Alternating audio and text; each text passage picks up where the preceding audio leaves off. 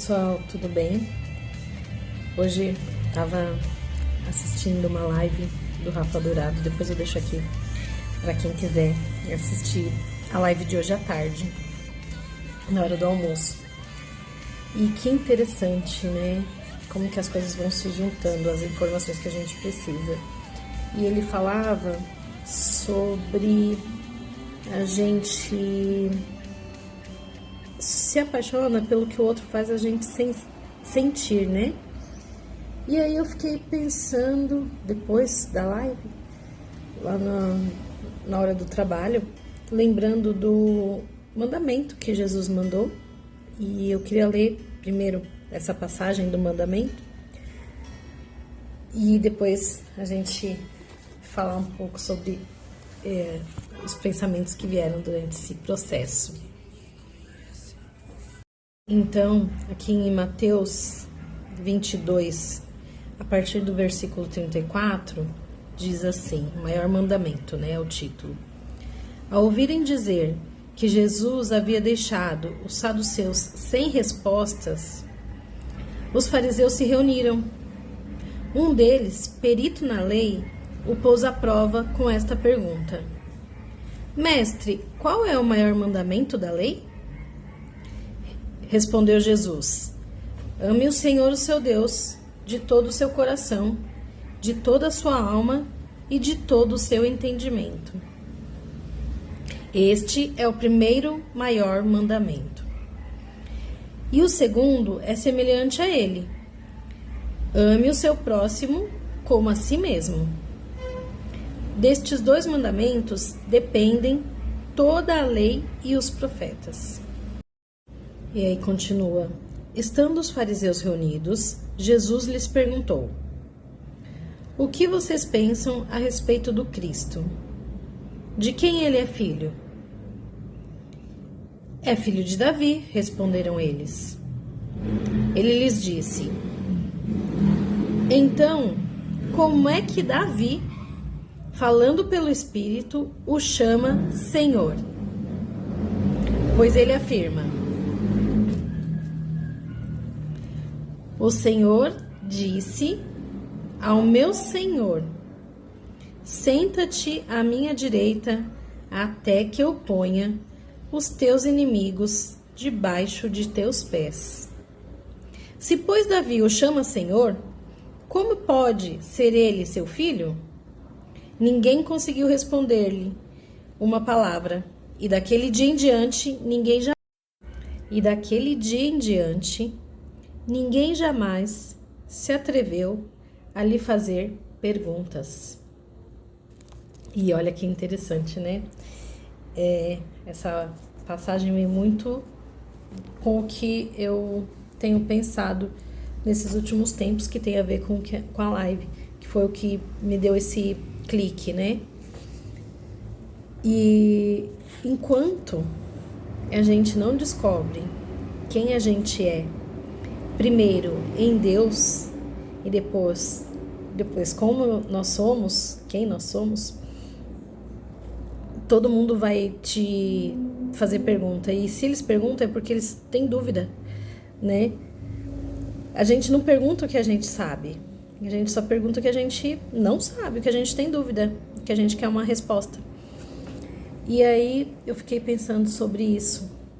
Quantas vezes, né, a gente não se indaga, né, se duvida, que a gente duvida de nós mesmos, de quem nós somos, do que a gente oferece para o mundo, por conta de alguma questão, alguma pergunta, alguma situação que o outro nos fez, né, nos fez passar. E aí vem muito com esse ponto, né, de que o Rafa fala, que ninguém se apaixona pelo outro, e sim pelo que o outro te fez sentir. O outro é um reflexo de você. Então, na prática, você se apaixona por você mesmo. E se você se apaixonar, amar e gostar muito mais de você, você pode se apaixonar por quem você quiser. eu tirei esse aprendizado, né? Porque assim, se o outro é um reflexo meu, e se eu sei quem eu sou, se eu sei quem eu sou em Deus, se eu sei quem eu sou nesse corpo físico que eu estou vivendo agora, se eu sei o que eu posso oferecer, se eu sei o que eu posso, até onde eu posso chegar, o que eu posso doar e o que eu consigo receber, e tomo essa força interna, essa energia de ação mesmo, de ser intencional com o que eu vou fazer, eu posso me apaixonar por qualquer pessoa, porque eu sei quem eu sou. Então, eu sabendo quem eu sou, independente do que aconteça, eu vou poder me relacionar com qualquer pessoa. Algumas pessoas são desafiadoras? Sim, mas esses desafios também são para mostrar o que a gente precisa trabalhar em nós, o que a gente precisa cuidar dentro da gente, né? Porque já que o outro é um reflexo, então o que nós estamos emitindo, né? Eu fiquei pensando muito sobre isso nessas últimas interações relacionais que eu tive, de relacionamentos íntimos, né? Amorosos. E eu ficava pensando, falei, tá, porque são pessoas interessantes. Ou seja, se elas são pessoas interessantes, eu sou interessante. Aí eu já cheguei nessa conclusão. Então, se elas são pessoas interessantes, mas existe uma falta de compromisso, ou um medo de compromisso? Então, quer dizer, será que em algum lugar internamente eu ainda estou vivendo isso? Então, aí fica a pergunta, né? Fica a questão que eu vou precisar responder para mim mesma, para eu poder viver situações diferentes mais para frente. Então, enquanto a gente não se conhece, enquanto a gente não se pergunta quem é, enquanto a gente não vai atrás de saber realmente quem nós somos, quem nós estamos representando naquela situação, que afinal de contas, na visão sistêmica, a gente fala muito sobre ser leal aos nossos ancestrais. E durante esse período de lealdade, né, enquanto nós somos muito mais leais do que livres e agimos diante dessa lealdade sistêmica, cara, é muito desafiador você conseguir viver o que você deseja, né? Então, quando eu me percebo, vou profundo nessas dores ancestrais, nessas questões, quando eu vou percebendo quem que eu estou me identificando, quem são as pessoas que eu me identifico, quais são os padrões que eu me identifico, que eu estou repetindo. E aí, a partir desse autoconhecimento, desse movimento de olhar para tudo, né, para esse sistema que a gente vive, que a gente está instalado, e aí você consegue começar a mudar algumas coisas para que você encontre um caminho de solução, para que eu encontre um caminho que faça sentido. E para isso eu vou precisar de muita resiliência, de muito amor próprio, muito amor pelo outro, muita compaixão por mim mesmo, porque senão vai ser muito desafiador. E quando eu consigo chegar nesse patamar, aí a vida começa a ficar mais fácil, né?